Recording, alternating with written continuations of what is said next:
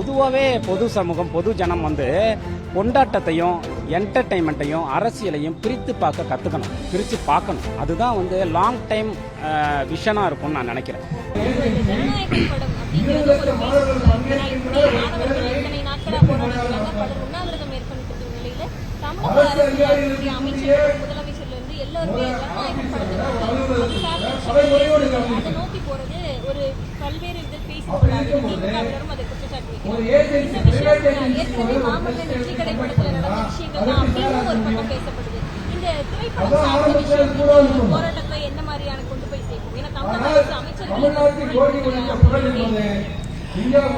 தோழர், இது ரொம்ப அபத்தமான விஷயம். அதாவது இதை நான் இப்படி மட்டும் பார்க்கல. பொதுவாகவே பொது சமூகம் பொது ஜனம் கொண்டாட்டத்தையும் என்டர்டைன்மெண்ட்டையும் அரசியலையும் பிரித்து பார்க்க கற்றுக்கணும், பிரித்து பார்க்கணும். அதுதான் லாங் டைம் விஷனாக இருக்கும்னு நான் நினைக்கிறேன்.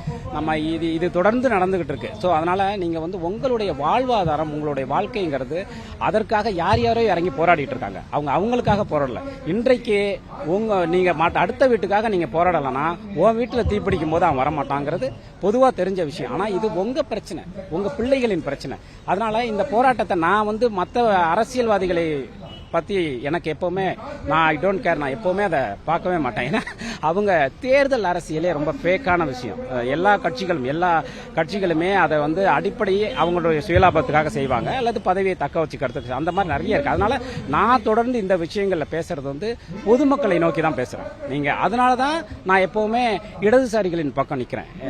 ஏன்னா எலெக்ஷன் பாலிடிக்ஸை தாண்டி இடதுசாரிகள் தான் அடிப்படையில் அவங்க மக்களோடையே எப்போவுமே நின்றுகிட்டு இருக்காங்க, களத்தில் நின்றுகிட்டு இருக்காங்க அப்படின்னு நான் நினைக்கிறேன். அதனால தான் நான் அவங்க பக்கம் நிற்கிறேன். அதனால நான் இந்த விஷயத்தில் பொதுமக்களை தான் பேசுவேன். நீங்கள் பிரிச்சுக்குங்க, உங்களுடைய கொண்டாட்டம் என்டர்டைன்மெண்ட்டையும் உங்களுடைய வாழ்க்கைக்கான போராட்டத்தையும் நீங்கள் பிரித்து பார்த்து அந்த தெளிவோடு இருங்க. அந்த தெளிவோடு நீங்கள் இருந்தீங்கன்னா இந்த மாதிரியான விஷயங்கள் நடக்காது அப்படின்னு நான் சொல்கிறேன்.